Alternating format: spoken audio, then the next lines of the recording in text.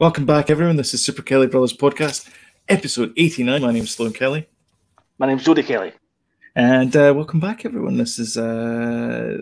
This is what we do. So if you like these videos, hit that old like button there. Smash the like button. Don't forget to share as well. You can share on social media. That one. No, that one. Yeah. That one bad. Smash that one there. Yeah, it's the up thumb button, not the down thumb button for those of you listening in audio. And also, if you wouldn't mind, it would be great if you could share this. You could hit the old subscribe button as well, and you'll get timely reminders when we put new videos up, and the notification bell, obviously, because hitting the subscribe button is not enough for the old YouTubes. You need to get the notification bell as well. So that's all done. Now introduce a new sponsor to our video, us. We're brought to you by us. Yes. Here's transplant sponsor. Plugs are us and Grecian 2000. Grecian 2000. I was looking at myself in the pre-show role and I'm like, geez, man, that's a lot of white hair. Wigs and Grecian 2000. Yeah. Maury's wigs. That's it. Maury's wigs. Maury's wigs. They don't even fall off in water. Name the movie. Name the movie. Comment below. Do it. Name the other movie. So how are you? Well, as you just know, the total drama there. With the roof falling in and everyone thought that there was like bookshelves had fallen or something like that. Do you know what it was? I know what it is. Do you know what you should have said? Matthew McConaughey. Interstellar? Yes. Yeah. No, so we need a new roof, but it's just kind of collapsed a little bit, yeah. A tiny bit, just a small roof collapse. Yeah. A bijou roof collapse.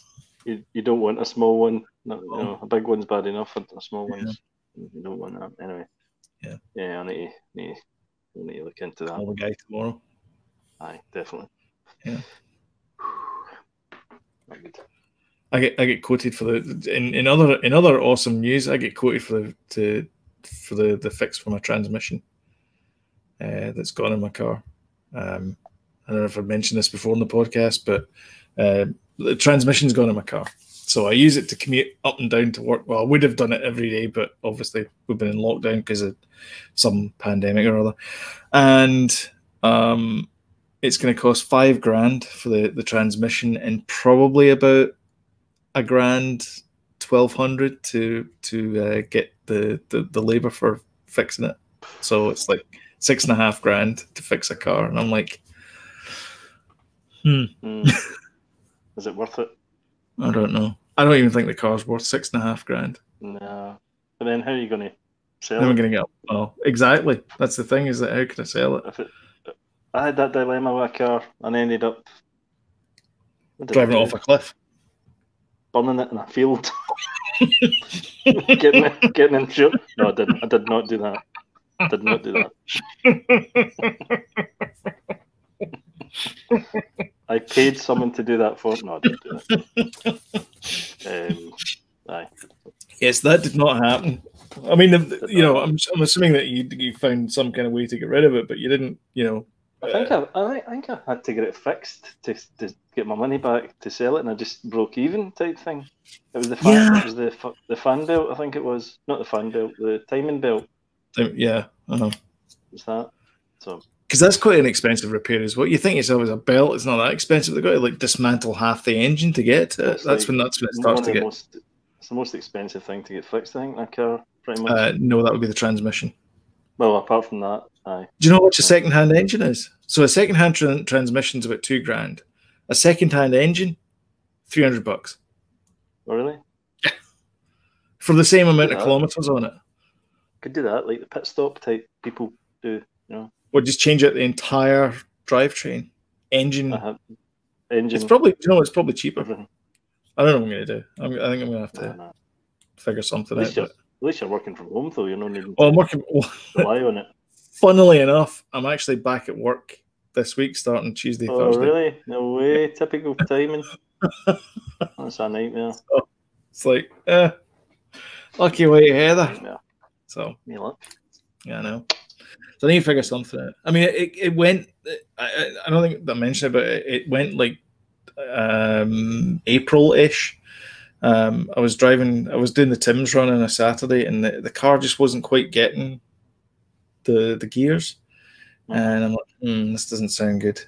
And so I took it in, and the guy ran the engine codes, and it was all transmission stuff, and I'm like, okay, that's the worst thing it could be, because that is the most expensive thing to go, because it's a nightmare to get. You basically have to like you have to pull the engine and the transmission out, replace the transmission, and put the engine back into the car, which means you've got to take the hood off it and all this kind of stuff. The bonnet. You kind of describe that as if you're pulling the engine out of the exhaust pipe like that. That's the keyhole surgery method of it. We don't tend to use that one, though. The Egyptians use that method for bringing out brains out of noses, don't they? big crochet hook. Similar looking actually to the COVID tests. Have you seen those? I have. Everyone's had them. A couple of times. Right up there. Oh, right up the your brain. It doesn't. And then the back of your throat until you puke. Yeah. I would. Yeah. I've not had it done, but I would puke. I would. You only need to do it if you get symptoms, though. Or you have to be. Anyway. Or you have to be Ryan Reynolds and you're on the set of Red Nation. Yes, well, there's that as well. Because he showed a picture of it, and then afterwards he's like, huh? Aye.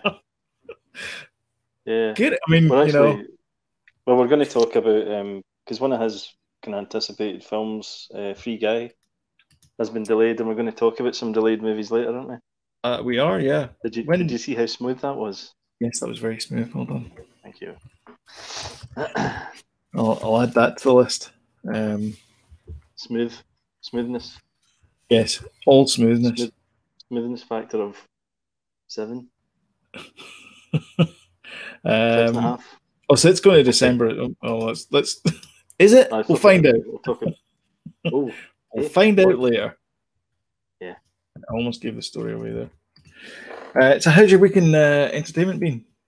We haven't spoken. For... Fine.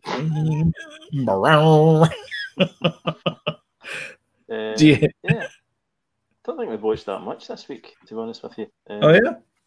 We started watching I Hate Susie, which is a Sky thing. Okay. Over here, it's Billy Piper. Okay, I'm aware of her work. Who you might know as a pop star over here. Well, she Rose. Was very briefly. Then she was Rose, probably the Doctor. Well known for being Rose.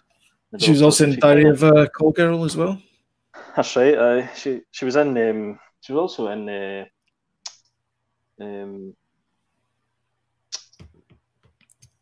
Oh God, the Eva Green thing.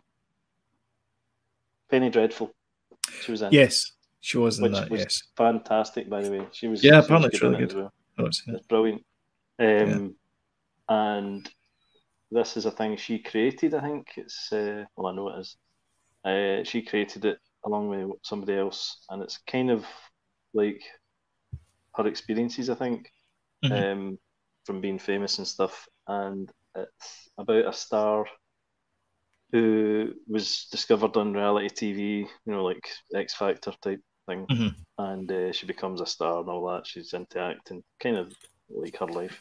Yeah. But one day she goes on her phone in the morning, and her phone has been hacked, and all these nude pictures and sexual things have been leaked, blasted all over the internet, all over the internet, and that's how it kind of destroys her life and her marriage and all that stuff. It's quite good. Sounds bleak. Dexter Fletcher's in it. Is he? Hi. I always thought he was American, but he's not. He's 100% not. Yeah, so we've just started that. It's okay.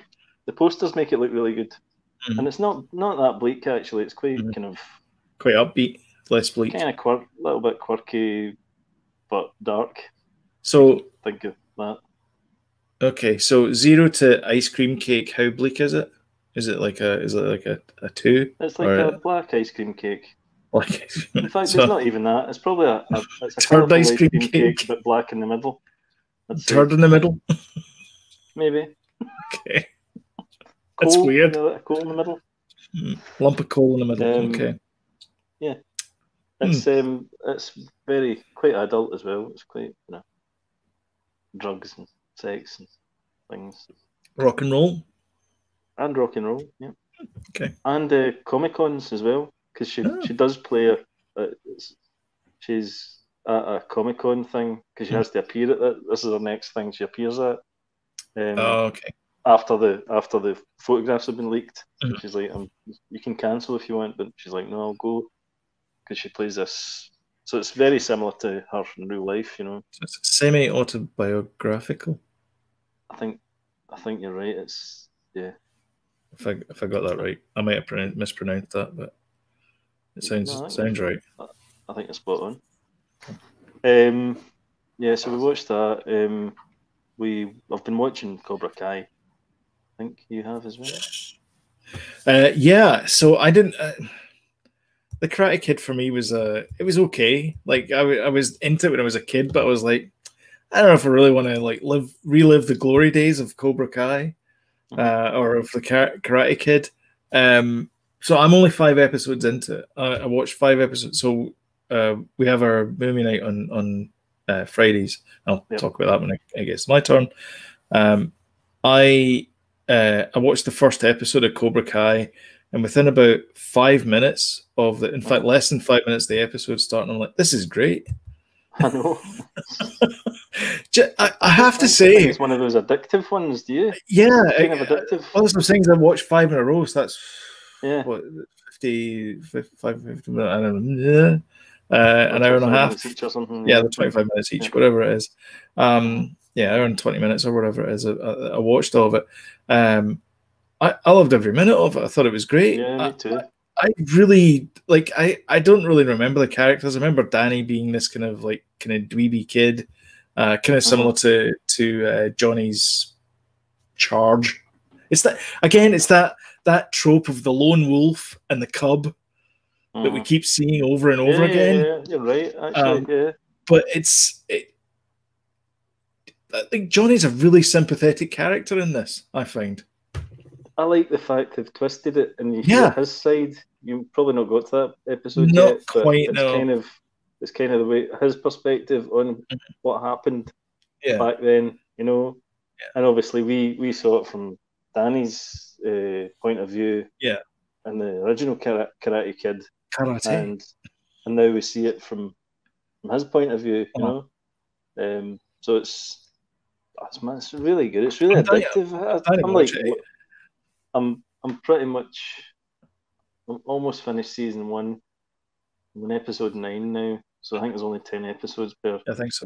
Yeah. Did you know it was I did know this, right? And I don't know why, right? I only started watching it because everybody's talking about it. It's on Netflix. Yeah. Because originally it was on YouTube. YouTube Red, an original YouTube thing, and nobody was talking about it. Nope. Right? Nobody saw it. There. Nobody saw it, and now it's on Netflix. Everyone's talking about it, and no wonder it is just so addictive. But there was only 2 seasons made, and so I think Netflix has bought a 3rd season. That's why they've got it. What happened was YouTube dropped it because they're not doing original content anymore. So then they banded it around, and I think they always wanted to go to Netflix, because I was watching an interview with the guy that plays Johnny, and I think Netflix rejected it for whatever reason. YouTube picked it up. So he says they went round full circle now, and they've made it onto Netflix, and they're so delighted because it's kind of the place to be at the moment, And sorry, there you go. So the 3rd season is being filmed right now. I think I'm not sure if it's ready to go, but it's probably not, no, because of COVID and all that kind of stuff. Yeah, well, maybe not. Yeah. 3rd season imminently coming. In shock news, the 2 main characters are actually good friends in real life. Which probably explains why they're co-producers, and they it feels like they're the driving force behind this. Will Smith is one of the exec producers, which is interesting. That's right. I think Will Smith and his brother-in-law. So I guess that their involvement is because they brought back the Karate Kid with Jackie Chan and what's his face? Will Smith's son. Yeah, that I can't remember his name of. He was in After Earth or whatever it was called. I never watched that. It was terrible. Not good. I mean, it wasn't Battlefield Earth bad, but it was getting there. Yeah, it's one of those passion projects. I know. Yeah, it's not really done anything good lately. Well, other than exec produce Cobra Kai. Aye. Well, that's all right. Yeah, it's really good. It's great. I'm really enjoying it. But exec producer just means that you got like basically they don't really do anything. All they said was, "Oh yeah, this is a great idea. You guys should back this." That's all exec producers do. They basically help greenlight the thing. That's why you get that exec producer credit on it. Or you did the original thing. Like they'll exec produce it. Like there's a Stephen King story in the show notes below, but Stephen King will exec produce something because he wrote the book. Is it not? Exec produce? I was kind of looking at this before, and not before today, but previously. When Steven Spielberg is an executive producer, he just basically goes, "Yeah, you can put my name to it and give me however many grand." Basically, because having his name on it will have an influence on how well the film does. It's not like a producer. A producer in a movie is the guy that turns to the director and goes, "You can't have that special effects shot because we're over budget." That's a producer's job. An exec producer's job is basically to turn up and go, "Right, where's my suitcase full of money?" Yeah. That's and by the way, as with all our facts, these may or may not be right. Yes. And if you're an executive producer and you do really, really hard work for a studio, let us know. I bet you get zero comments. That is our impression. We get zero comments. Stephen, if you're listening, call me. I have this great idea. It's about this kid's adventure, about these kids that find a pirate treasure. It's going to be awesome. Yeah, with Tron bikes in it. Tron bikes in it. Yeah. Brilliant. Yeah. But it's in a computer. Yeah. What else have we been watching? Well, obviously we have Friday movie night, which started off as Stardust. Remember the movie? Yeah, did I watch that last week? Michelle Pfeiffer. No, it was Friday there. Okay. No, Stardust. We watched an hour of it and then decided. Well, I never decided. Danny kept whispering the word boring. He's like, "This is boring." So I was like, enjoying this. But Charlie Day's in it, and Claire Danes, and Michelle Pfeiffer, and Robert De Niro. Henry Cavill's in it. Is he? Is he? He's the kind of love interest at the beginning. He's got blonde hair and a moustache at the beginning. He's always got a moustache, unless it's been digitally removed. It might have been CGI'd in this time. I'm not sure. That would be ironic. Yeah, I know. I think it was a physical moustache. Oh. Yeah. Okay. So there's that. So we got an hour into it. I was enjoying it. Everyone was enjoying it. Danny wasn't. So it's a good movie. That is a good movie. And so we decided. So we decided to watch something else, and we chose the new Bill and Ted movie. Oh, really? Yeah. Which was started off kind of.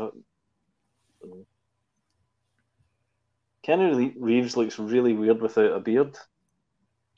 He looks his age without a beard. It's a bit off-putting when you see him like that, but it's like a shaved cat. Acting in the same way. The other guy, I can't remember his name. Doing that kind of stuff. They're still doing that, Alex Winter is the other Alex guy. Winter, he's actually really. I think he's a much better actor than Keanu Reeves. He's a director now. Alex Aye, Winton. aye, yeah. He's a much better actor as well. Oh yeah. Oh yeah, because they do different versions of themselves in it. Okay. Right? And that is pretty funny actually when they do that. And overall, it's quite entertaining. Me and Danny, like, we watched it all. Everyone Is did.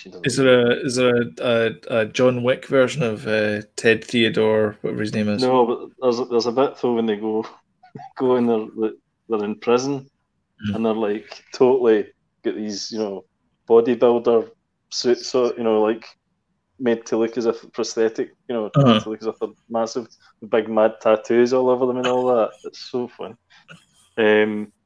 But yeah, it was actually pretty. It was all right. It wasn't. Yeah. I wouldn't. You know, I wouldn't write home about it or anything. But it was pretty entertaining. It clearly wasn't boring. No, it wasn't. No. And they've got two. They've each got a daughter.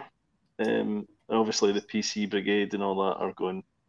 You know, because the daughters have got zero attributes from their mothers. They're both like versions of Bill and Ted, right? Okay. Yeah. So the PC brigade are like, so why have they not got any attributes of their mothers? Or they just, you know, it's all that. You know, it's a bloody daft story. Come on, calm down. People don't like Dumb and Dumber either.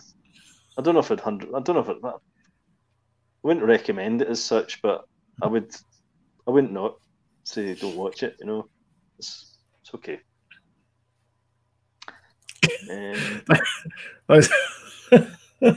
That's a great review there. Well, I mean, that's fine. Just wait till you get to the review, mate. If you've nothing to watch, just watch. You know, whatever. Just watch whatever. Don't watch this. Yeah. Last Kingdom. That's us finished the first season of that now. Okay. That is a great show. Brilliant. That's the Unfunny Norseman. Yeah, it is. Yeah. Yeah. Okay. It's no, I'm assuming there's some true history as well. There's some funny bits in it. I'm not saying it's not without its humor, but it's not that funny. Oh, okay. But yeah, there you go. Cool. Well, I gave away a second chance. I watched the second episode. I'm done. That's it. I can't do it anymore.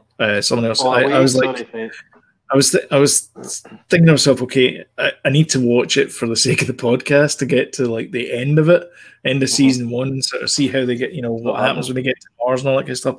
I could barely get through the second episode. It's not science fiction. They could quite easily have okay, when you're in deep space, I'm going to assume that what you want is you want a crew that is loyal to everybody on the team. Like they all pull together. And this mob just hate each other. Like the frog song.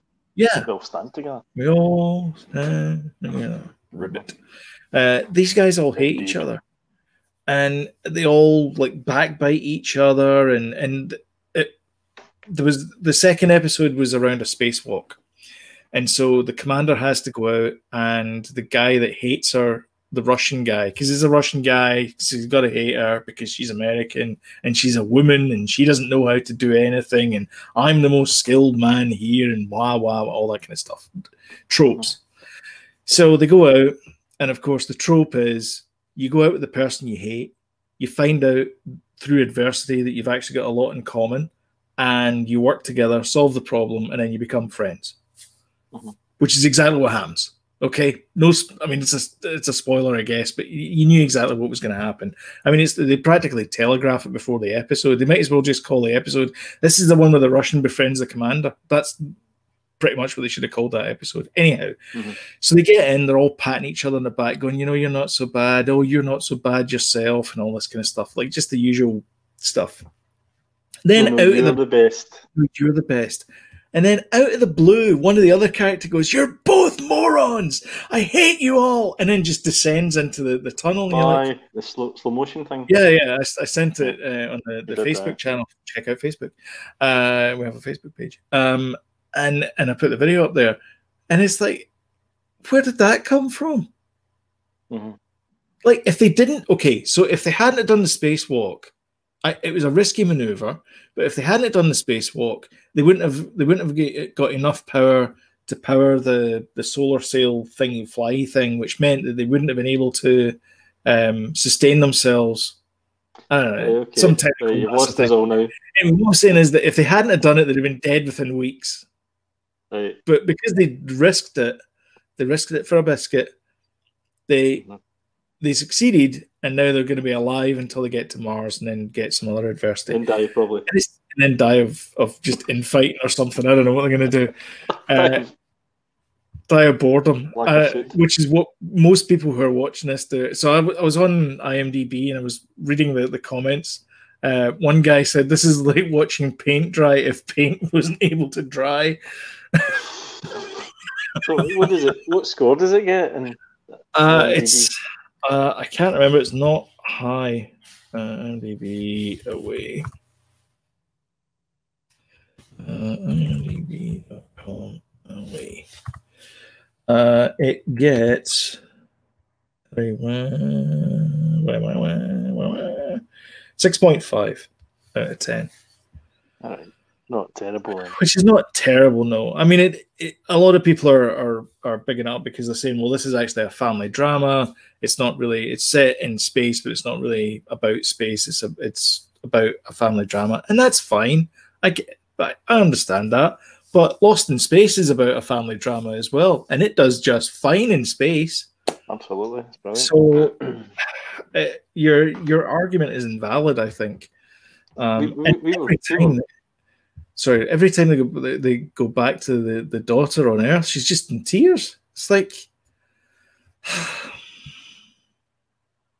you've had years to prepare for this. You knew she was going. Man up. Walk it on. We were walk it off. We were watching Battlestar Galactica because it's on the remake. Full 4 seasons. The rejig one. Yeah. The one that Last Jedi ripped off. That one. I mean, it was basically season 2. Anyway, yeah, we've been watching that. It's really good. It is good. It's much better than Away. Really quite exciting. It's a great show, Battlestar Galactica. Like there's a lot of stuff going on there, and it's partly a family drama because you've got the Adamas, and you get the sort of infighting between the different planets as well. So you've got all that going, and they're in space, and you've got the whole thing about the Cylons and how they hate humans and the reasons why that's there. Then you get this like religious aspect to it. There's a lot going on in Battlestar. It's pretty edgy. I like it. And they managed to keep it, even though all of that's going on. You're not tired of the stories because it's like, although sometimes it feels kind of relentless. It moves itself forward. Whereas this Away thing, I'm just like, I just want to just get a screwdriver and just go through the nearest porthole, just end their misery. Sounds painful. I know. Anyway, so we watched. You spoke about it far too long for something you don't like. I'm going to mention this. Don't get annoyed. The 100 is coming to an abrupt end at the end of this season, so I've been watching that. It's been in hiatus for a couple of weeks. I'm as much as I've enjoyed it, this season has been a just get to the end because they're starting to rehash some of the stories, and it's like starting to feel this could be the killer season. Well, it is. This is the last season. Oh, it's the finishing. It's ending. Yeah, that's what I'm saying. Is that it's like they're rehashing some of the old stories. Finished off Fast and Furious 6. That was started to watch last week. Did you hear the new one's going to be in space? Would have been in space. Fast and Furious 9 should have been released this year. Aye, they're doing something in space. Are they? Yeah, and do you know what people are saying is, wouldn't it be funny if the Chronicles of Riddick? Oh yeah. What do you call them? Riddick. Riddick, what's the actor? Vin Diesel. Vin Diesel. Wouldn't it be funny if it was part of part of the same universe? Is Riddick a Universal picture? Wouldn't that be funny? I think maybe it is. I don't know if that'll happen, but people are kind of saying that. Is it? It is. It's Universal Pictures. Can you imagine? Imagine that was the would be case. Kind of funny. That would be kind of funny. That would be weird. I liked the Riddick movies. Yeah, I thought they were good. Yeah. I mean, I don't think Vin Diesel's a particularly good actor. I liked XXX as well. I'm going to be honest. Yeah. Well, I never saw The Pacifier. So yeah, finish that off. It's good. We haven't talked about this, and there's 2 shows that have come back, and we haven't talked about any of them. The first one's The Boys, which we haven't looked at yet at all, which is season 2. I haven't watched it yet. And the other one is Netflix superhero one, The Umbrella Academy. I haven't watched that either. Yeah. It came back for a second season. That's I watched it. Now, here's the thing. And I don't know why, but I watched The Umbrella Academy season 2 with Anna Marie in a week, 4 weeks ago, whenever it came out. I can't remember what it was, and I have not mentioned it at all in this show. Now, that is not to say that it is a bad season. It is a fantastic season. I just keep forgetting about it because it's one of those. Better than the first. Oh, it's so much better than the first one. Like so much better. Like you delve into the whole kind of machinations of the agency and like how things all kind of work there and stuff. It's all kind of like political stuff. The Monocle gets more screen time as well. It's fantastic. It's a great season. Right. Honestly, it's fantastic. You should watch it. And 5 is just bamfing everywhere. We've not watched The Boys yet. Have you watched any of The Boys? Nope, haven't watched The Boys yet either. Yeah, but they're only putting episode up every week. I think they put 3 up once. Yeah. I think 4's out. So I'm going to wait till it's all there, and then kind of blast it. Umbrella Academy. I have not watched season 2 yet.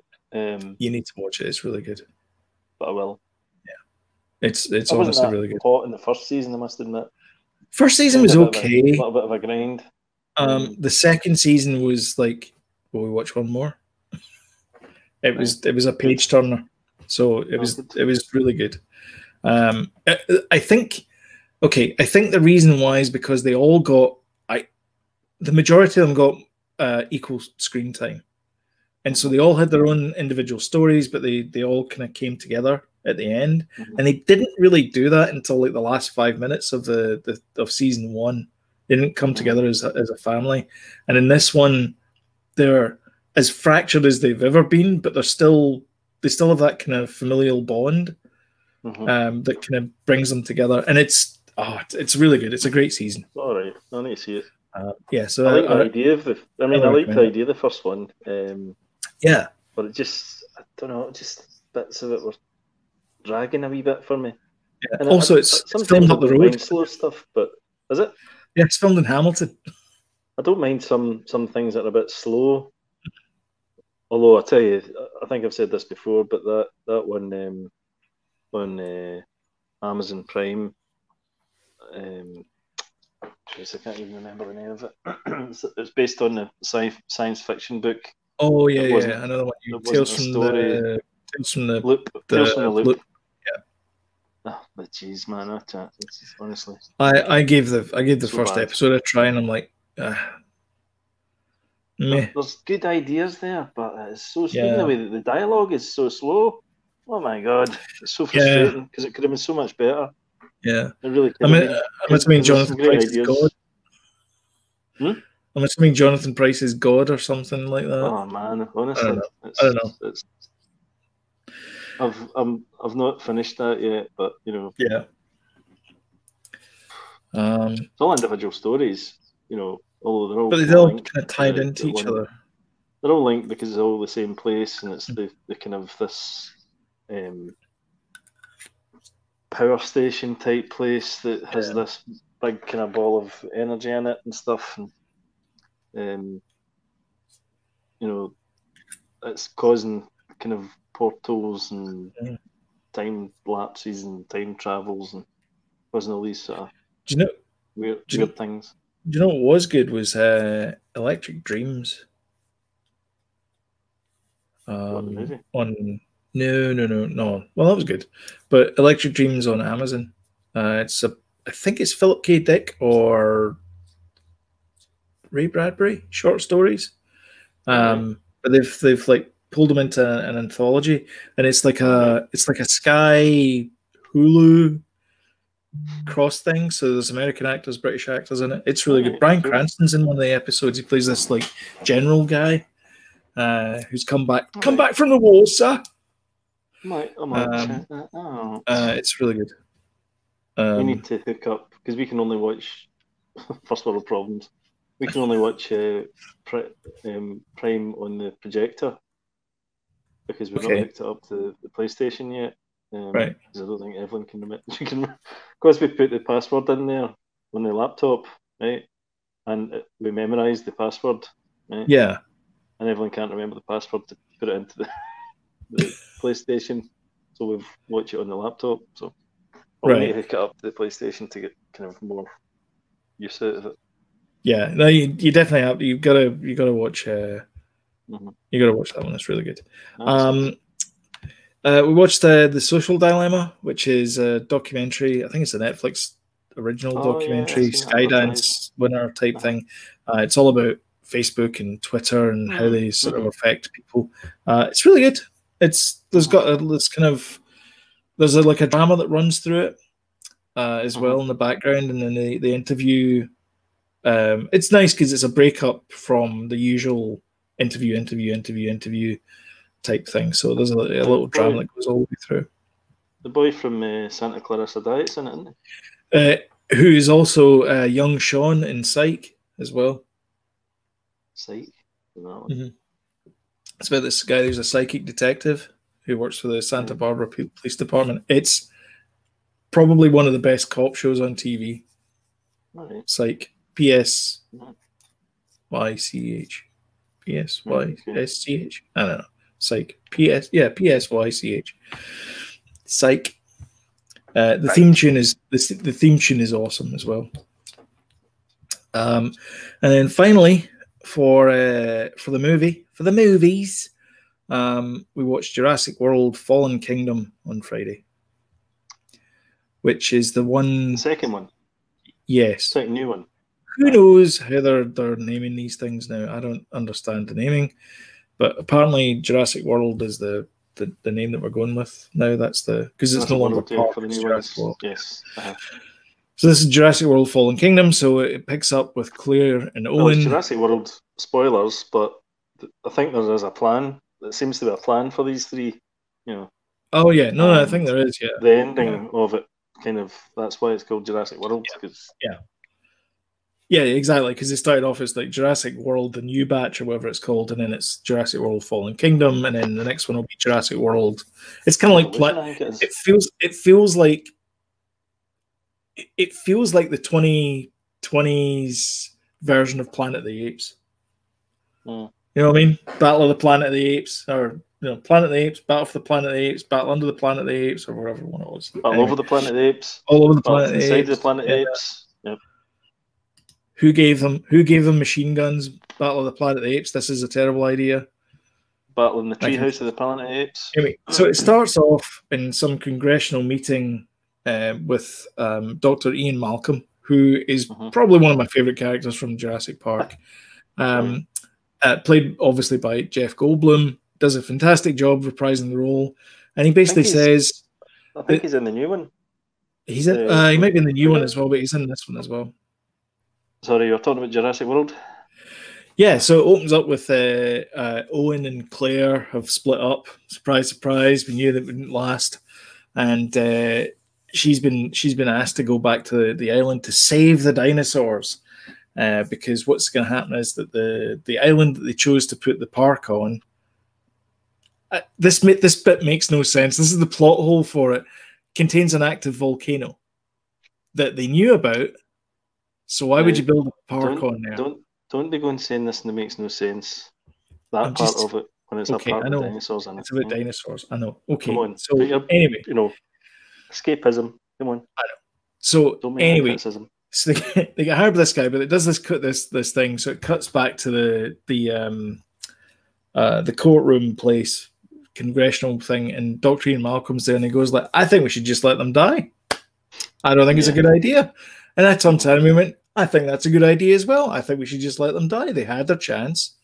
We shouldn't have brought them back. It was a bad idea. We should let them die. There you go. Movie's over." But no. So we have Timothy Spall's son, whatever his name is. I don't know. Rafe.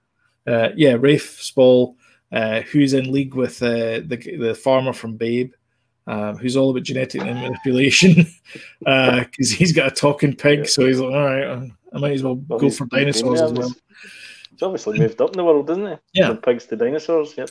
So anyway, so they go on the island, and leading the expedition is Buffalo Bill himself. It is, yeah.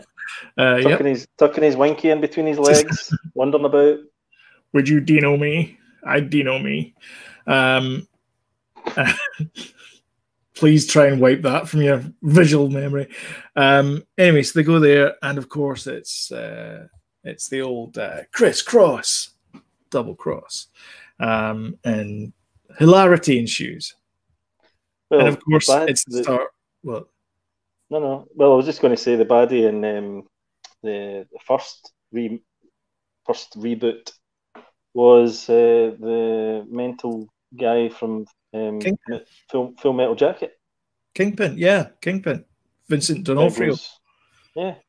Yeah. Who is like unbelievably different in every single movie he's in. Vincent D'Onofrio is a fantastic actor, and I have nothing bad to say about that guy. The man's a chameleon. He's also the farmer in Men in Black as well. I was going to say that. He's More like a total chameleon. Amazing. That guy. Absolutely amazing. Try the pierogies. Bye. Anyway, sorry. So good. Anyway, so it's a bit of fluff. It's a Friday night movie. It's popcorn. It's eye candy. It made zero sense as to why they did it.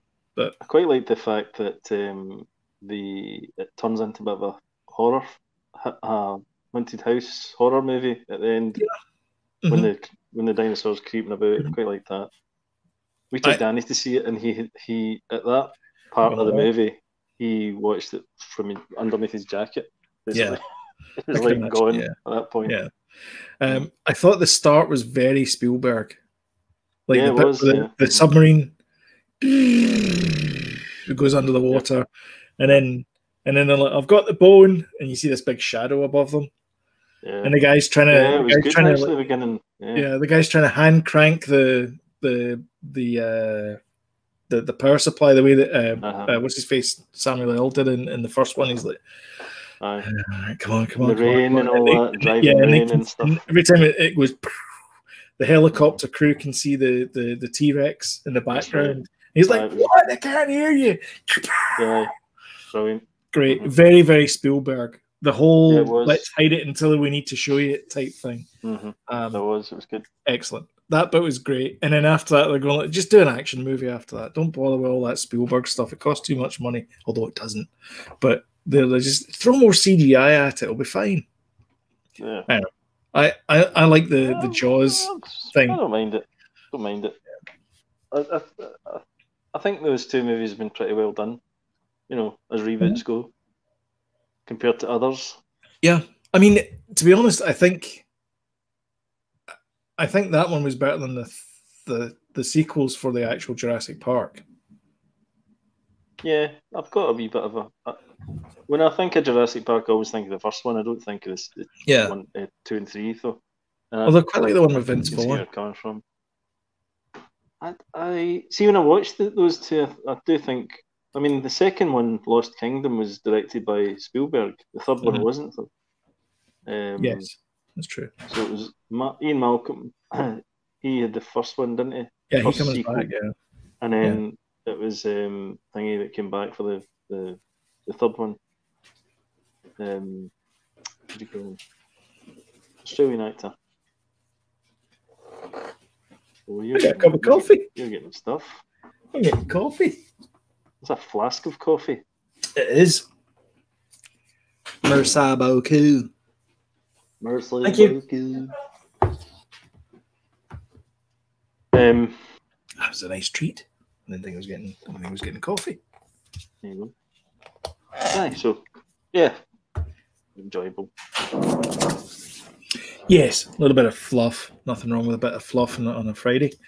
Yeah, and yeah, that was pretty much it. We didn't really watch anything else. There was, although maybe I have watched something else, and I'll talk about it in like 4 weeks' time. And I'll go, oh yeah, we totally watched that entire season.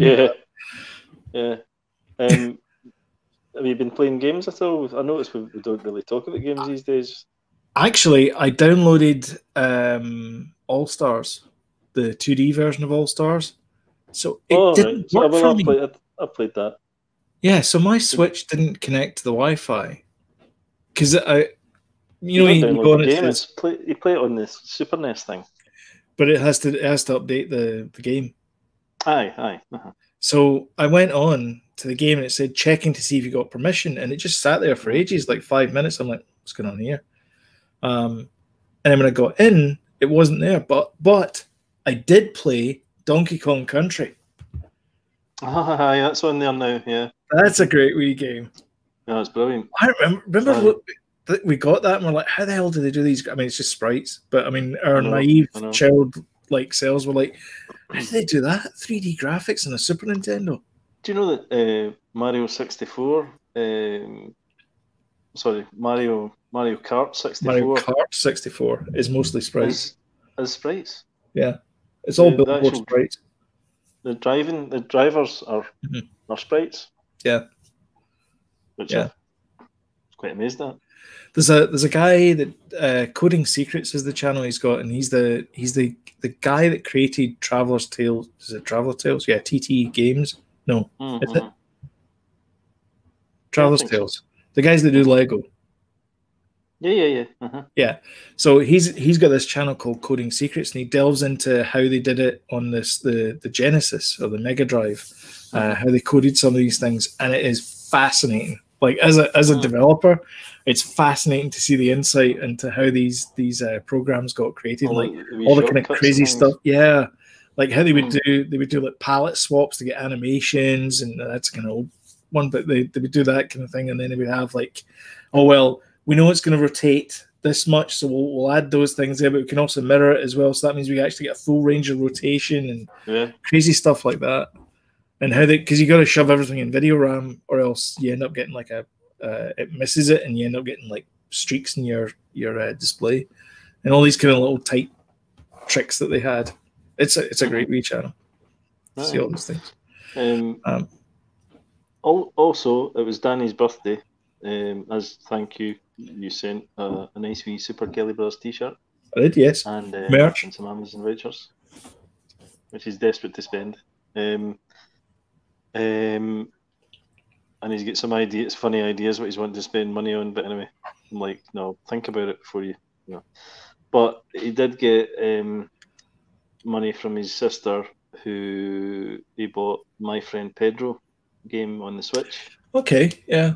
No, he didn't. He bought it on the PS4, but it's on the Switch, and it's a wee kind of run and gun type thing, but it's got slow motion in it, kind of thing. It's a bit like Probotector, kind of. Okay.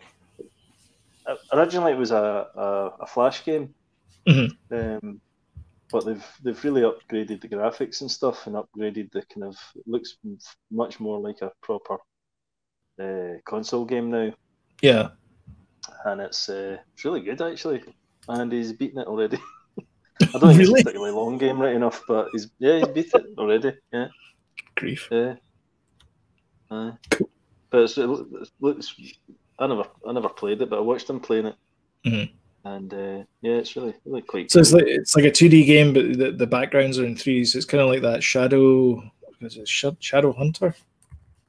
It reminded me a wee bit of a game called Inside, but much faster than that, and the guns, and in colour. Oh yeah, Inside, yeah. The guys that brought you Limbo, Aye, yeah. It was kind of puzzle based with levers and Yeah, that was a great wee game. It was brilliant game. But there's elements of that to it, but mainly it's like guns, double guns, and Yeah. but you can do this slow motion mode, and you can do flips while you're still shooting and stuff. Okay. In 2D, it's really pretty cool game. Pretty tricky as well, but you get through it. There's a section in it where it's all kind of pink colours, and it's not like the kind of industrial kind of city thing. And every platform you jump on disappears when you jump off it, or when you land on it, it starts to disappear. So like every single platform does that. It's so hard. So is that minor? And when you jump off them, they kind of come back. And you have to work out which sequence to jump. There's kind of puzzles in it. It's a good game, really good, very enjoyable. Cool. Yeah, I played a bit of Mario All Stars as well. I played Super Mario Brothers 3. Oh, you got it? Aye. Yeah. So I reset the machine and then came back in. It was fine. It's did the download thing. And so I got it then. But I was, why'd I have to do that? But yeah, so I played Super Mario Brothers 3, and yeah, it's an enjoyable wee game. Me too. That's the one I went straight to as well. Yeah. I mean, it's great having access to all those, isn't it? Fantastic. Yeah. I'm still a bit confused about the whole primary switch and the secondary thing. thing. It's not working for me at all. Your primary switch is you're supposed to be able to play games on the go. Yes. And I don't know. I've not said it. I don't know how to do it. I need to look into it. I think it's the first one. It's the first one you could. Again, correct me if I'm wrong, and people below. But if you just have one switch, it's supposed to be that's the primary switch. Like by default, that's your primary switch. You have to go into like the shop settings thing and then say, okay, I have two devices. This one is the one that's my primary. So I don't know. The primary switch has all, you can go out and about and play it. Yeah. Anywhere, right? Any game, anywhere is your primary switch. Yes. Right. Do you have any problem? Have you had any problems taking? Did you take it out and about with you? I've taken it out and about. I mean, well, okay. So works? The other, no, I haven't actually, because most of my stuff's all digital. So I've been playing Diablo 3, and that's all digital, and it's been it's done the checking, and then it just cancels out after a while, and then you play the game. Right? Yeah. Because when we took it to France, the switch to France before we had two of them. It wouldn't work. Did not work. And I only had one switch, and it would not work. And I think it's because I need to do this primary switch thing. It's like doing my nutting. I need to look into it more. But anyway, because I want to be able to play the other one. Yeah. Take it because it was originally mine, and the Switch Lite's going to be Danny's, Yeah. Well, it is his. And he kind of tends to play that one now. So I want to kind of be able to get mine back. But anyway. Yeah. So I just thought I'd talk about gaming because we don't. Yeah, because we don't that much. And our background's gaming, which is kind of weird. And also the logos. We should really, because we are still gaming. Yep. Yes, it's very true. Yeah, I was playing the Switch the other day. It's very rare that I've picked it up in the last couple of months, but I was sitting there, I was like, there's nothing I really want to watch on Netflix. Yeah. Well, I was playing the Switch. I was actually playing it, and I keep forgetting to say this as well. Last Campfire. It's a game downloaded and playing. It's new in the Switch. I don't know if it's an old game or anything. Yeah. I think it's brand new. I think it's brand new to all systems type thing. It's a kind of wee puzzle, kind of isometric type, 3D or kind of 3D puzzle game. Oh yeah. Little character that looks like a cushion. Yes, I see. Yeah. And also bought an older game called Brothers. It's a kind of co-op game. I think you can play it 2-player. Yes, they're like Vikings or something, or it's kind of like a medieval type thing. Yeah. And it's on the Switch now. It's on the Switch and it's dead cheap. It's like, I don't know, it's like £6 or something. All right, okay. So it's like a That's co-op. not I think you bad. can play 2-player, or you can just flick between the brothers because one Yeah. is good at doing something, the other one's good at doing another. You know, so I think you can play it 2-player, but I've not played it 2-player. But Yeah. When are we going to get Portal on the Switch? Why is Portal not on the Switch? tell me about it. Danny would love Portal. That's one of his favourite games of all time. Oh, it's so good. It's a great game. Like Portal 2, I'd play through it again. Portal 2, I've never played, but it's meant to be even better. What? Portal 2 never is, played it. yeah, arguably better than Portal. Yeah. Because especially on console. And it's the guy that does the voiceover, J.K. pal, Simmons. Stephen Merchant. Yes, he plays Wheatley. He plays Wheatley. He's a character in the game, but also J.K. Simmons is in it as well. He plays Cave Johnson here. Yeah, and he's fantastic. Yeah. So when you get into the later levels, Wheatley goes away and Cave Johnson appears to explain how things are going to happen. Cool. And his secretary's called Gladys. Right. Just saying. Danny's actually asked for a PS3 so that he can play Portal again. Really? This Christmas. Yeah. Yep. He asks for it every single year. Wow. Mm-hmm. Yep. So he can play it again. Portal 3. What was I going to say there? Talking about Portal. No, it's gone. Oh yeah, have you seen Whiplash? Yes. Yes, kind of. I saw J.K. Simmons is in it. Yeah. Aye. Yeah, he plays the drum teacher. The angry insults that he gives in that movie. No. Did you get that far in it? I mean, as soon as you sort of meet him, you sort of see. I thought you'd have quite liked that film. He's not a drum teacher as such, is he? He's a band orchestra. Band orchestra, the school band orchestra, or not school band. So J.K. Simmons in America is the spokesperson for Farmers Insurance. So he does like car insurance commercials over in North America. So it's like, we are farmers, bum, bum, bum, bum, bum, bum. But he plays this kind of deadpan insurance guy, and the commercials are really good. They're funny. Right. Because it's J.K. Simmons. The guy's awesome. He's brilliant. It's great. Yeah. He's a great actor. I just thought I'd throw that in when you mentioned him. Yeah. Shall we talk news? The news. Yes. Tenet. $200 million. Yep. $200 million worldwide. Which would be seen as a disaster in normal times, but it's probably a triumph. A little bit. Yeah. 29.5 million they made domestically, and 200 million worldwide. Yeah. In contrast, Mulan was released in Chinese theaters and it made 23 million, which is arguably not good. That's not really. Given the size of population of China, you'd expect a little bit more people to have shown up and gone to the movies, but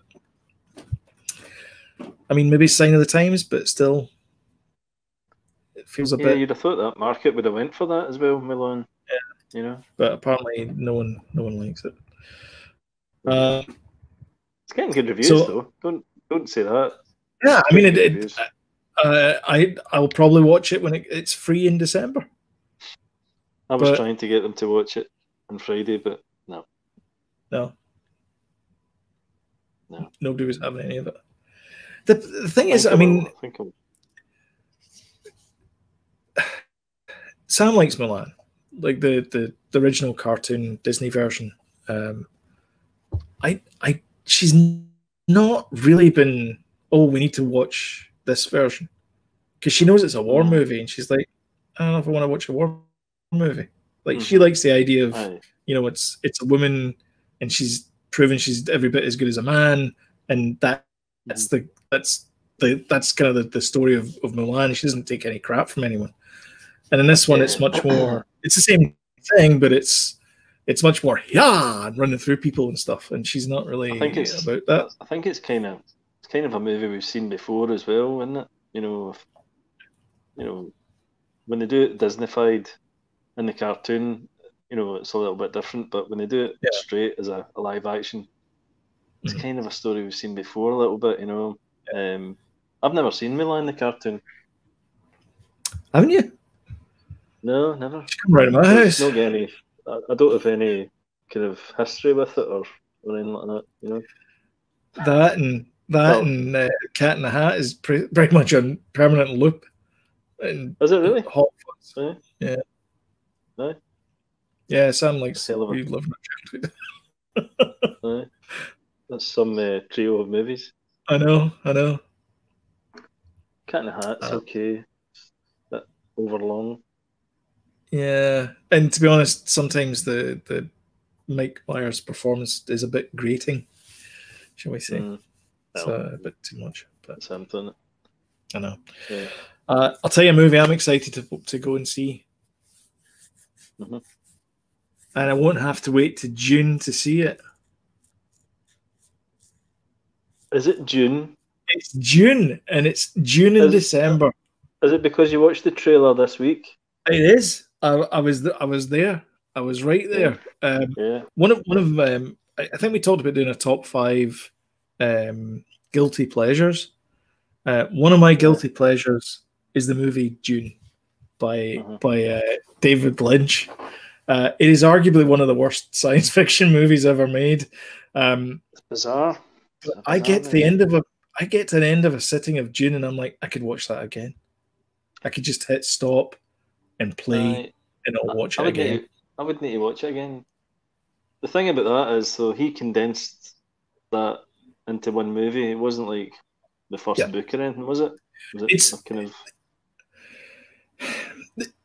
I don't know. The editing's terrible because it feels like half the movie's been missed out, and folk are going like, "You don't need that bit in it," and then just cut it. And so it feels like a lot of the story's disjointed. It's like, how did they get? Where did these guys come from? Who's this guy again? Is Dune on Netflix? It is in Canada. A very, very young Alicia Witt is in it as well. Do you remember the daughter from Sybil? Sybil? No. She was in 2.5 Men. What else is she in? She's in a few things. Anyway, she's in it as well. Sting's in it, obviously, in the original one. He plays one of the Harkonnens. I can't remember his name is. What's his face? Kyle MacLachlan. It's his first foray into David Lynch. He plays Paul. Atreides. Timothy Chalamet. Plays Paul in the new one. Oh yeah. So did you like the trailer? Did you like Denis Villeneuve's? I am a bit of a fan. I've liked his movies. I've liked Denis Villeneuve. I don't think I've seen all his movies, but I've liked all the ones I've seen. Let me put it this way: he's no Chris Nolan in my book. I think he is kind of in that kind of. You know, he takes risks, I think. Well, okay, yeah, but I like his movies. Yeah, me too. I liked Arrival. Thought it was really good. Me too. I liked Blade Runner 2049. I thought that was really good. And this Dune looks awesome. I know a lot of people complain about it, but did that movie Prisoners? Did you watch that? It was a prisoner. No. About it's Hugh Jackman. Wee girl goes missing. It's kidnapped. You seen that one? No. That's a good movie. He also did oh god, what did you call it? About the Mexican drug Sicario. thing. Sicario. Sorry, Sicario. He also directed that as well. Yeah, and so I've not seen that, but that probably explains why Josh Brolin is in Dune as well. Yeah. You'd like that one actually. Right up your and of course he's a local lad, he's Canadian. Denis Villeneuve. Denis Villeneuve. So he's currently working on Cleopatra. Oh, he's also working on Dune Sisterhood as well, which is something for a streaming service. What streaming service is it for? It is HBO. So HBO Max is going to get a spin-off called Dune Sisterhood, which is based on the oh god, what they called, the Bene Gesserit, those guys, women, those women, they're kind of like the Jedi. Okay, so here's the thing, Dune. Basically, George Lucas. This is very confusing so far. We've jumped about like crazy. Right. We started talking about the trailer, then we jumped a bit to the 80s thing. Yeah, right. Oh my god. In Dune, let's start again. In Dune, there's an emperor. Don't explain the whole plot. I'm not going to explain the whole plot, but basically, the trailer starts off with a cover version of a Pink Floyd song, and the reason why that's relevant, yes, the new trailer, and the reason why that's relevant is because in the what's the guy's name? Jabberwocky. Jabba. Jinky Walks. What's his name? the guy that was going to do it in the 70s. Oh, Jarodowski. Yeah, that's the guy. So he commissioned Pink Floyd to do original music for it, which is why this one's quite interesting because they got a cover of Pink Floyd at the start of the trailer. Anyway, so it's about Paul Atreides. You sort of see him, and he's getting a wee pin stuck at his neck with the grandmother or whatever her name is. The thing is, the trailer tells you the trailer tells you nothing about the story. There's no point in talking about the trailer because it's basically, if you know Dune, you see all these beats in the story and you're going like, oh yeah, that bit. I know, but that's the thing, isn't it? It's the trailer. It's such a fan trailer. Yeah, it is. But is it really? Surely they want to drag other people in along for the ride. No, because you and I are going to be there. Oh yeah, day one, and we're like that. We'll be there watching it. You need to drag everybody else in and go, right, this is going to be, the movie to go to. No, right. This is called melange, right? And what happens is if you get exposed to it, you end up getting like these crazy blue eyes. Yeah. But then the second trailer might do that. I think the second trailer, the first one was this one felt very fan servicey to me. Like if you know Dune, it looked like there's this meme that's going on just now, which is RTX on, RTX off. This trailer is basically the RTX on version of the old Dune movie, the David Lynch movie. So unless you know about Dune, you're not going to be interested.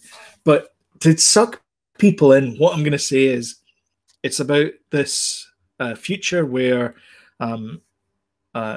basically the universe is ruled by this thing called the spice, or melange as it's sometimes called in the world.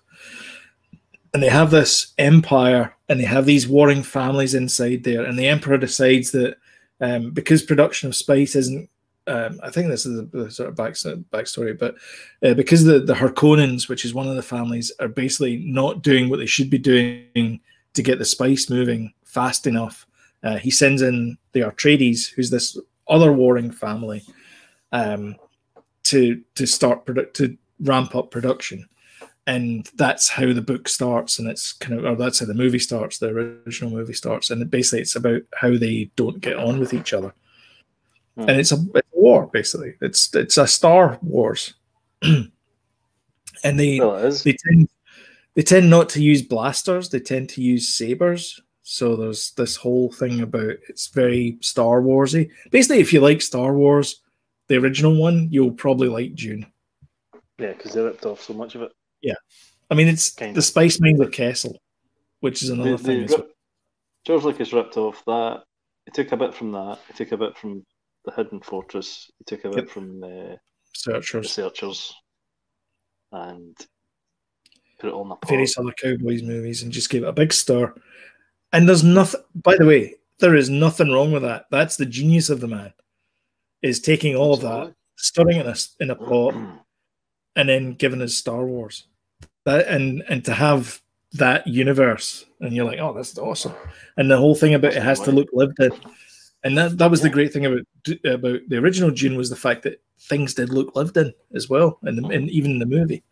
So I'm looking forward to seeing that. And things look a bit dusty and worn and stuff as well. So, I thought it looked like a great trailer. There's a whole bunch of famous people are now in there. There's the sort of the new star from, I think she's from Disney actually, Zendaya. She's in it. She plays Sean Young's character from the original movie, which I can't remember her name. Sherry.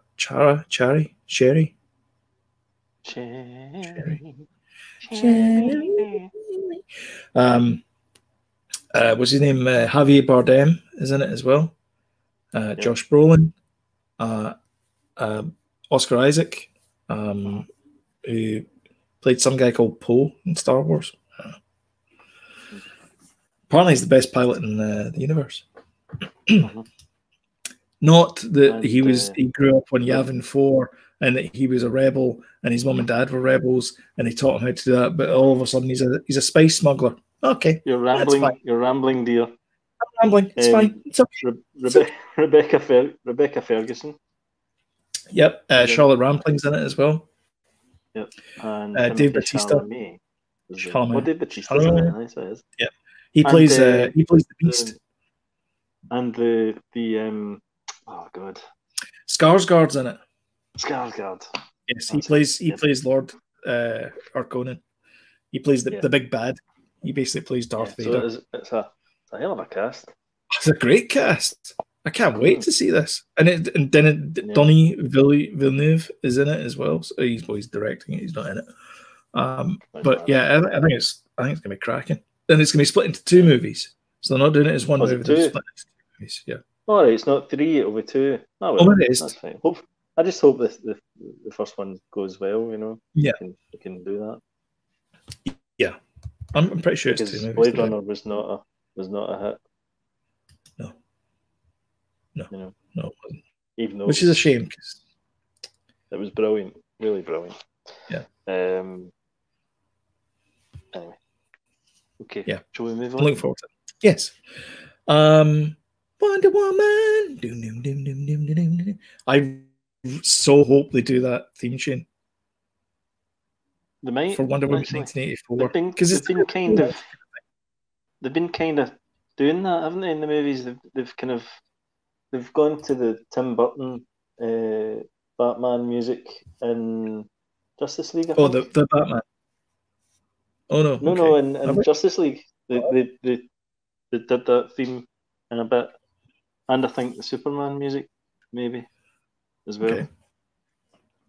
You know, they've kind of started. Was it Danny Elfman that did the music for it?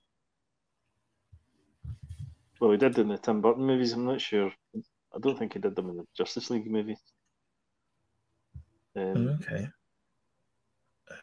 Just want to check something here. I just want to check something about who did the music. Who's the composer for? Is it going to tell me? So the composer for Sorry, it was going to be Hans Zimmer. So it was Danny Elfman did the music. I thought so, yeah. So that's why he included his own wee bit. Yeah, good for him. Good for wee Danny. Anyway, so Wonder Woman's getting pushed back to Christmas, which is unfortunate. As problematic as some of the CGI was in the original one, I guess, in the first movie, it was okay. I didn't mind Wonder Woman. Like it was probably the first DC movie that I enjoyed, other than the Joker. I enjoyed it. Or other than Joker. I definitely enjoyed it. I did watch what was it called? Man of Steel. It was okay as well with what's his face? Henry Cavill. Yeah, and General Zod. Oh, Michael Shannon. He's a great actor. He's fantastic. Phenomenally good. Really good. Big Russell Crowe. Yeah, big Russell. All right, Russell, me old nutter. Yeah, it was good seeing Russell Crowe in there as well. He's good. But good. Yeah, it's a shame that we're not getting Wonder Woman, but again, sign of the times. They don't want to lose money. I mean, this is another Warner Brothers movie, and they're looking at Tenet, and they're like, "We're losing a fortune in this movie, guys." I mean, it made 200 million worldwide. What did it cost to build that movie? So, don't know. Probably 200 million. Anyway, so that's getting pushed back. Free Guy's getting pushed back as well to December. December is going to be a nightmare for movies. Because you've got so many, June. I've never seen so many blockbusters in one Wonder Woman. month. Yeah. Wonder Woman, by the way, is December 25th. So if you're looking for something for Christmas, then actually, do you know what? We'll probably go and see it on Christmas Day, because we go to the Mandalorian. We go to the Mandalorian for a buffet. Whether we do that now or not, we just get it delivered, and then we go to the cinema later. It's not called the Mandalorian, is it? Your buffet place. It's the Mandarin. It's the Mandarin Chinese buffet. That's brilliant, the Mandalorian. The Mandarin. Yeah, Free Guy looks great, doesn't it? It's in December 11th. It was so June 2020. That was meant to be out. Jeez. I mean, Fate 9 was supposed to. Fast and Furious was supposed to be out this June, I think, or March even. Yeah. It never happened. Coming to America. The sequel. The remake? Oh, a sequel? Mm-hmm. Mm-hmm. Is that coming out in December? It's not Coming to America, but it's just the number 2. It's confusing, isn't it? Because the first one was called Coming to America. Coming Back to America? T.O. Not just Coming to America. Long-awaited sequel. T.O. First one was brilliant. I loved it. The first one was great. Wonder Woman, can't wait. Yep. Christmas 2020. Yep. Eternals 2021. Do you want some good news? Yes, please. Chris Hemsworth was talking about Thor, and people were asking, "Is this it for Thor?" Because it's Natalie Portman. So is Natalie Portman going to carry the hammer, so to speak? Uh-huh. And he's like, "No, so I'm not done with this character yet." So there you go. Right, man. So that must have been done as well. Thor movies. That must be done, surely. I think it's still shooting. I don't think it's ready. I think it was 2021. It was supposed to come out. I don't think it was this year. I'll tell you another one, right? Sure. Ghostbusters Afterlife was meant to be July. That was meant to be July this year. Yeah. And it's been moved to March next year. I know. But that's the same as Fast and Furious 9. Fast and Furious 9 was supposed to be out in March. I'm pretty sure it was March. Maybe it was June. But it's now out in March 2021. That's a year. It's just sitting there. Morbius as well. Yeah, that was the Jared Leto. Jared Leto, yep. I think, wasn't it? March 21. Yes. A lot of, in fact, Black Widow as well. That's been moved. Don't know how much I'm keen to see that, but I'm sure it'll. I think that'd be good. David Harbour's in it. So he is. Scarlett Johansson's reprising a role as the. I'm gonna say the wrong victim. 100%. Because I'm pretty sure if we all had a vote, we would have liked to see Hawkeye take the dive. Goodbye, Jeremy. Bye, Jeremy. It's lovely seeing you. Don't let the ground hit you. Oh, it did. Oh, that's a shame. Yeah. Yes, you killed the wrong guy. Yeah, definitely. Anyway, yeah. I don't know. I mean, I know they're all going to get solo movies, but I love Scarlett Johansson, so I think she's fantastic and everything. So I will be going to see it. But that's November 2020. Oh, is it? Well, that's not too bad. So we get something in between, something to look forward to in between Wonder Woman and Free Guy as well. Yeah, that's good. Free Guy looks great. I'll tell you what's coming out tomorrow on ITV, and you should watch it. You should watch it. Yeah, I'm definitely. We were talking about this. I mean, everyone were talking about this. Do you know what I'm going to talk about? The Dennis Nielsen thing. Yeah. And who better to play him than the only Scottish guy that's been employed, which is David Tennant. So this is about a serial killer called, for those of you who don't know it, Dennis Nielsen. True Life. Yeah, and he was a serial killer, Killing for Company or something. I think it was called. Was the book? Was the book? Yep, that's right. And it's about this guy who kind of pretty much kept himself to himself, which of course is code for serial killer.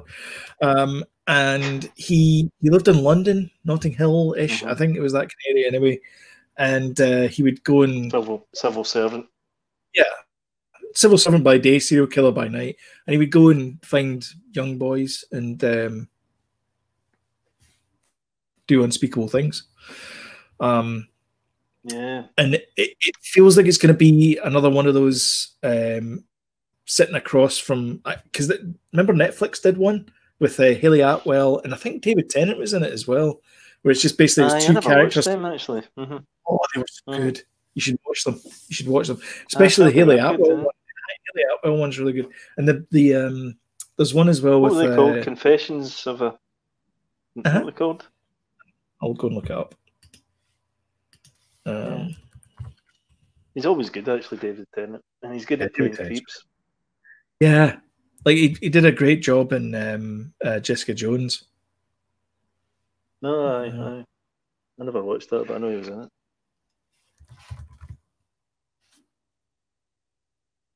Oh, Tennant. Oh, we never mentioned the fact that James Bond's been delayed as well. To November. That's not so bad. That was meant to be out in April. Jeez, oh man. These films are all sitting finished, waiting to go. Yeah. And Pixar have got a movie, Soul, as well, November. November's a busy month as well. These are all movies that have been moved from the summer season. Criminal. So they had it was a series of short teleplays called Criminal. I started watching the French one, and it was really good. So I think there's a French one, a Spanish one, and a British one. There might be other ones as well, but the British one was really good. I really liked that one. And the French one was okay, but it was I got waylaid by other stuff and ended up not watching the rest of it. I'm going to go back and watch it though, because it was excellent. There's a colleague of mine who's bilingual, and he said the French one was just every bit as good as the English one. So, I'm going to watch that. So there was a book I when I was a kid, I was a huge Stephen King fan, mostly because he had the same initials as me. But no, it's not true.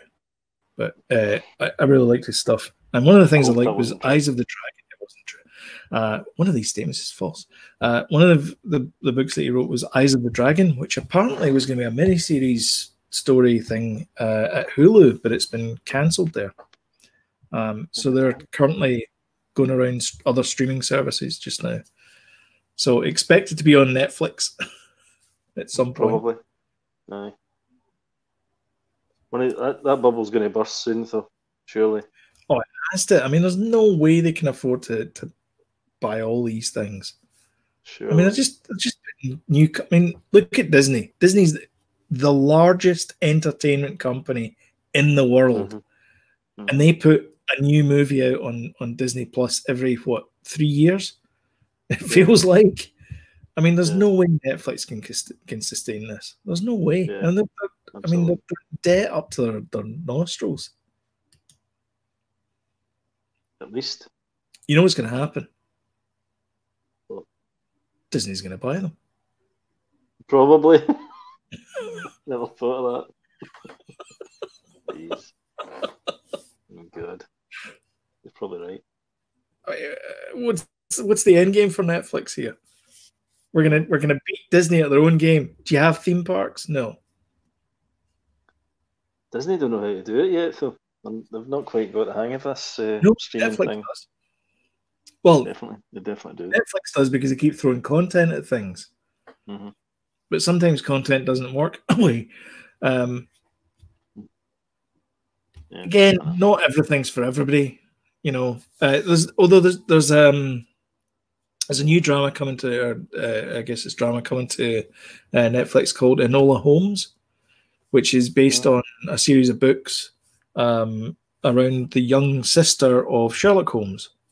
All right, is that going straight to Netflix? Yeah, starring Millie Bobby Brown. Yeah. All right, I thought that was a movie? No, it's I thought it was going to cinemas. No, Netflix. I think it's a Who series. who plays Sherlock Holmes in it again? Somebody equally famous. Henry Cavill. I think you're right. It is 2 hours and 3 minutes. It's going to get released on the 23rd of September. Yeah, it's a movie. Henry Cavill plays a man called Sherlock Holmes. All right, okay. Helena Bonham Carter's in it. She plays Mrs. Holmes. Sam Claflin, don't know who that is. He plays Mycroft. Lord Tewksbury's in it. Of course, got to have Lord Tewksbury. I don't see anyone. Police inspector's played by Paul Parker, so he doesn't have a name. Oh, Fiona Shaw's in it. She's never in. Francis de la Tour's in it. God. Daniel LaRue. Francis de la Tour. Daniel LaRue. Pretty sure he's dead. Daniel LaRue. Dead. He did. He did. And that's it. That's all we got. There you go. We went long-ish. Although after the edits, it'll be down in 40 minutes or something. Probably. Yeah. Don't forget to hit that old like button. Slam the like button. Smash it. Don't forget to hit the share as well, and share on social media, on Facebook and things. If you're listening on audio, hello. Hello. Please, hello there. Please share, and don't forget to give us a 5-star rating on TuneIn or Spotify, whatever it is you're listening to us on. That'd be great. And of course, if you're watching YouTube, hit the subscribe button and the notification bell, and you get time reminders when we upload new content to the channel, which is pretty much Sundays and Thursdays. It's been for a while. Yeah. I don't think we're going to change that scheduling, but I think that's it from me. Jody, you got anything else you want to talk about? Good night from me. It's good night from him. Hey. Well, that's Morecambe and Wise. Damn it. Good night.